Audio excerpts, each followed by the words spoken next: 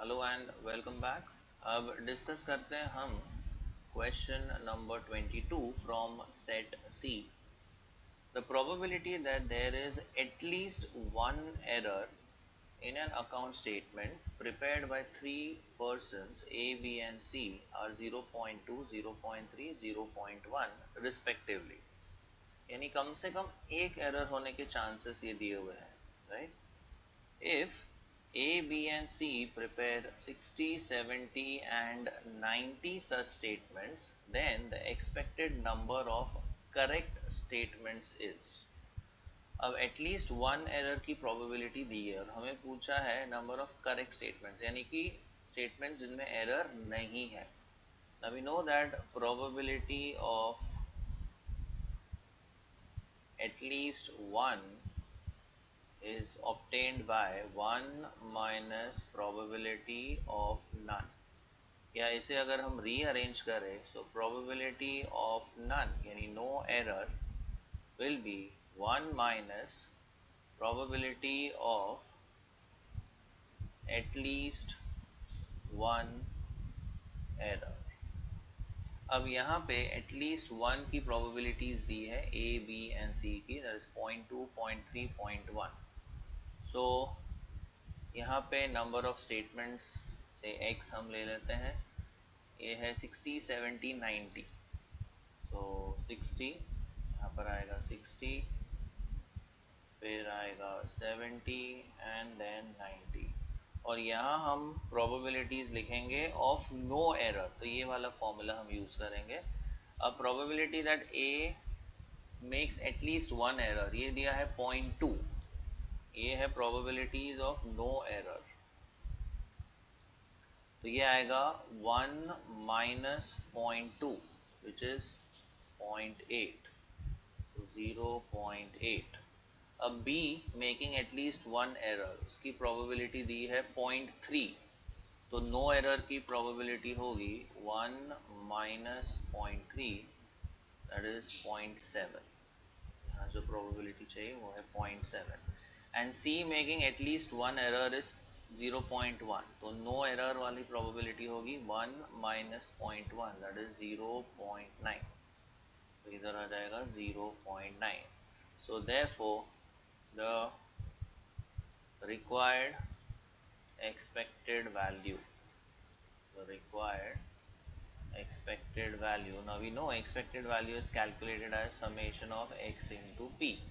तो इनको मल्टीप्लाई करके हम ऐड कर देते हैं, तो ये आ जाएगा 60 into 0.8 plus 70 into 0.7 plus 90 into 0.9, ये आ जाता है 48, this would be 49, this would be 81।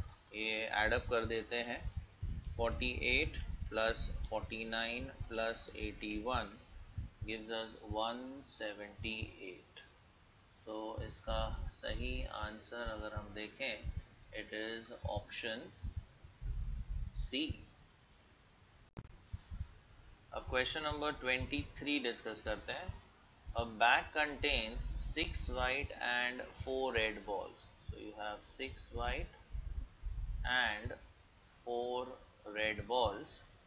A person draws 2 balls.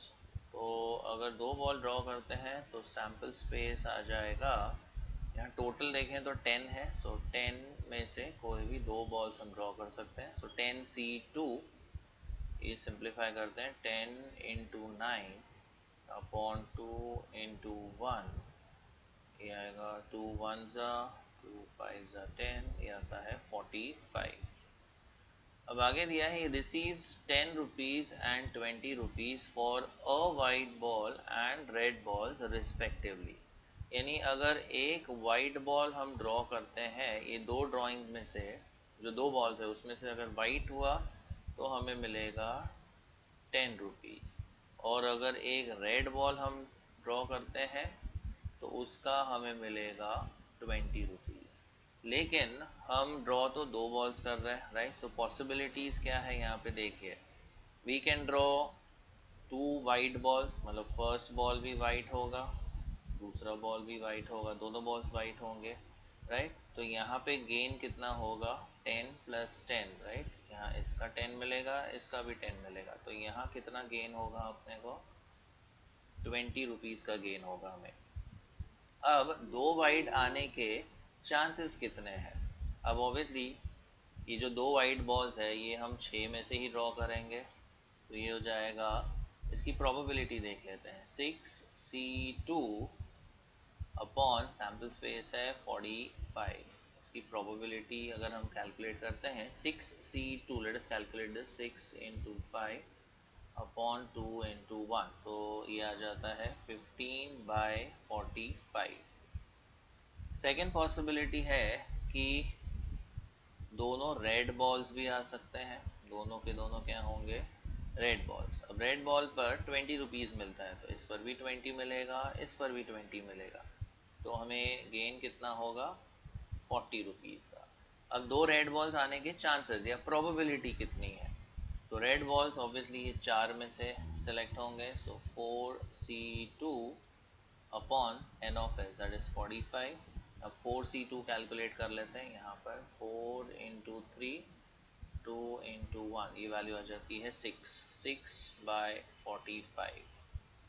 And last case जो हो सकता है वो है एक वाइट बॉल हम ड्रॉ करें और दूसरा बॉल होगा वो रेड होगा, तो इस पर हमें 10 रुपीज़ मिलेगा, इस पर हमें 20 रुपीज़ मिलने वाले हैं, तो यहाँ पर हमारा जो गेन होगा वो होगा 30 रुपीज़ का। अब एक वाइट बॉल ये 6 में से सिलेक्ट होगा, तो 6C1, एंड जो ये रेड बॉल है वो ये 4 में से सिलेक्ट होगा, सो 4C1 अपॉन 45। नाउ 6C1 होता है 6, 4C1 होता है 4, सो 6 4 ये हो जाता है 24/45।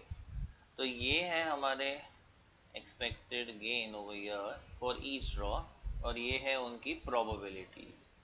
So overall expected gain जो है that would be, so we could say the required expected gain is equal to, first आएगा 20 × 15/45 फर्स्ट केस का, और rather प्लस ये वाला ऑप्शन 40 × इसकी probability 6/45 plus the third case 30 × 24/45। Now let us simplify this. First product आता है 300, 40 × 6 that is 240, and 30 × 24 ये हो जाता है 720, the whole thing divided by 45।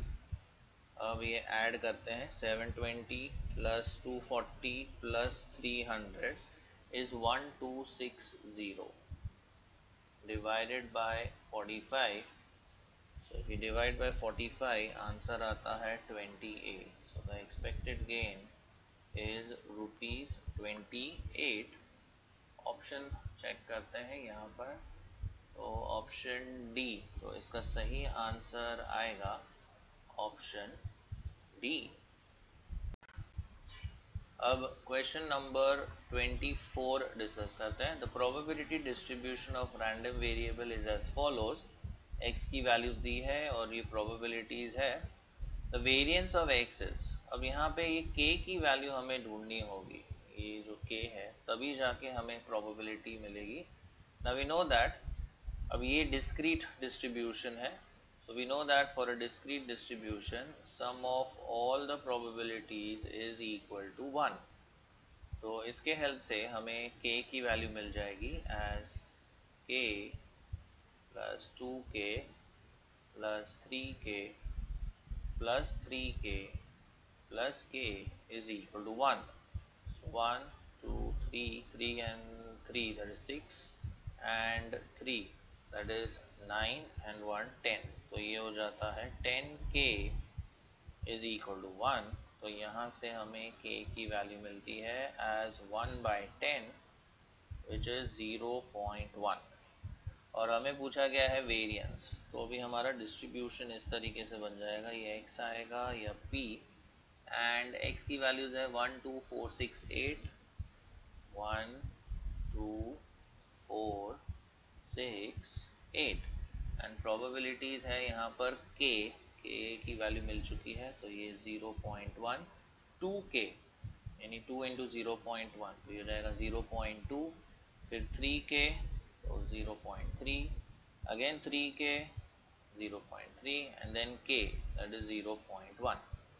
Now to find the variance हमें दो टोटल्स की ज़रूरत पड़ेगी। सबसे पहला टोटल हमें चाहिए समेशन ऑफ, ये वाला टोटल चाहिए समेशन x इंटू पी। तो कैलकुलेटर पे ये कर लेते हैं हम, 1 into 0.1 m plus, then 2 into 0.2 m plus, 4 into 0.3 m plus, 6 into 0.3 m plus, 8 into 0.1 m plus, and then MRC. तो ये टोटल आता है 4.3.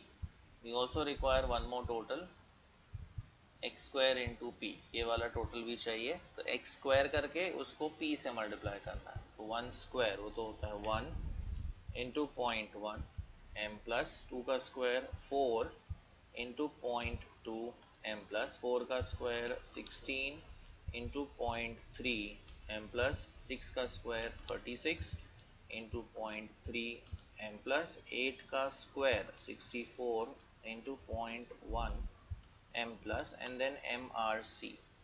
तो ये टोटल आता है 22.9, and now we can find the variance. Variance का फॉर्मूला है summation of x square into p minus summation of x p the whole square. Let us substitute this.